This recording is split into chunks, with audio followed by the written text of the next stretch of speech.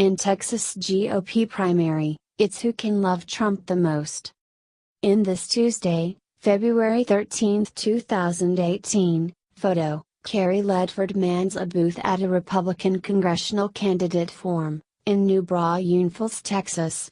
Texas holds the nation's first 2018 primary elections Tuesday, March 6, 2018. And the campaign is providing a vivid exhibition of the Trump effect and GOP politics.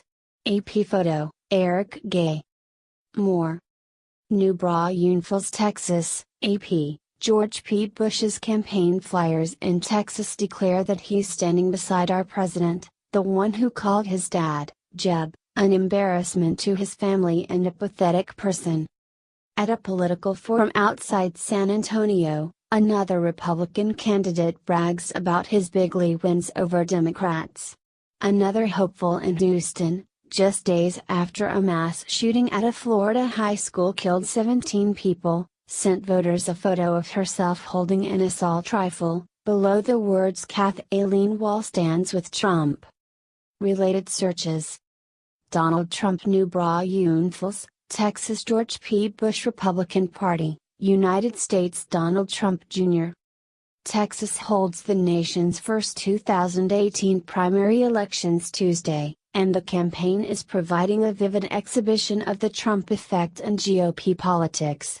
Some races are playing out in a roadshow of one-upping emulation of the combative president, in which there's no such thing as cozying up too close or too ardently, regardless of his rough edges or low approval ratings nationwide. I'm Robert Stovall, and like President Trump, I realize the swamp is the problem, begins a campaign ad for Stovall, a San Antonio Republican Party leader now running for Congress. He stands in a literal swamp wearing a Make America Great Again hat and cocks a shotgun at the end. It's like nothing seen before in Texas politics, even when a Texan was in the White House.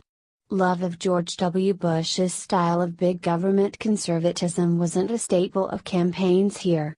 A decade later, his nephew George P. Bush, the Texas Land Commissioner, is thanking President Donald Trump's son Donald Trump Jr. for endorsing him in his bid for re-election. Texas candidates aren't alone in courting Trump diehards who make up the GOP base, and who can be counted on to show up in typically low turnout primary elections. Michigan Attorney General Bill Scoot, who is running for governor, has trumpeted Trump's endorsement, while an outside group accuses his GOP rival of abandoning the president. In Indiana, 3 Republicans running for Senate are all portraying themselves as his most steadfast ally. The impression of a Trump White House at war with its enemies is stoking the atmosphere.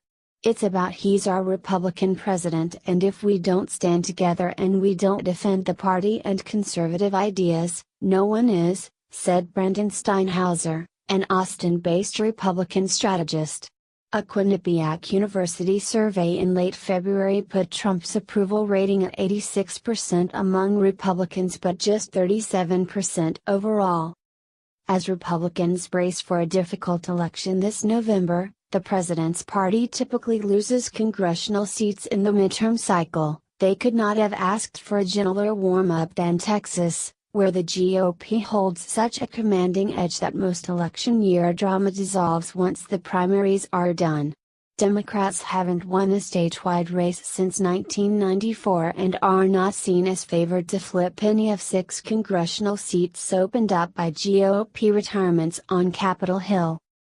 Among those leaving is U.S. Representative Lamar Smith, who in January lauded Trump's physical fitness and said Americans were better off getting their news straight from Trump than from the media. Some of the 18 Republicans trying to replace him don't stop there. Outsider candidate Mauro Garza says he is running because Donald Trump said I could be here. Chip Roy, a former top aide to Republican U.S. Senator Ted Cruz, opens rallies by rhetorically asking how much better citizens' lives were a year into a Trump presidency. Congressional candidate Francisco Canseco cast the alternative in dark terms to one crowd in Comal County, which is sandwiched between Democratic-leaning San Antonio and liberal Austin and went more than 70% for Trump in 2016. If Hillary had won last election, America would be gone. Our republic as we know it would be lost. But we are blessed to have Donald Trump, he said. It was just what Al Torres, an undecided 64-year-old retired federal worker wearing a CIA jacket, needed to hear.